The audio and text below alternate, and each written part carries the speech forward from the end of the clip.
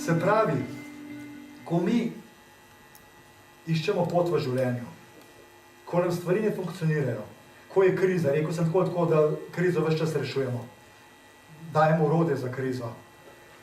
Koliko stvari pa mi smo pripravljeni narediti, da bi to krizo rešili?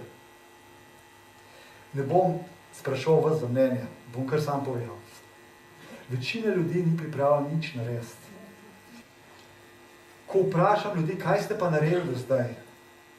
Malo, kar nima odgovora, ne?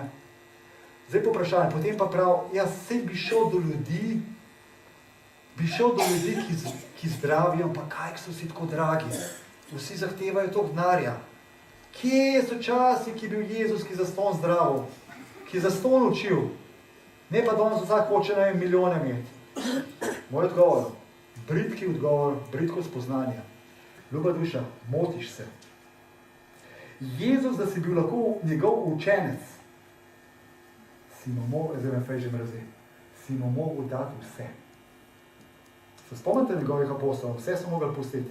Pustili so vse svoje premoženje, pustili so vso svojo družino, pustili so vse.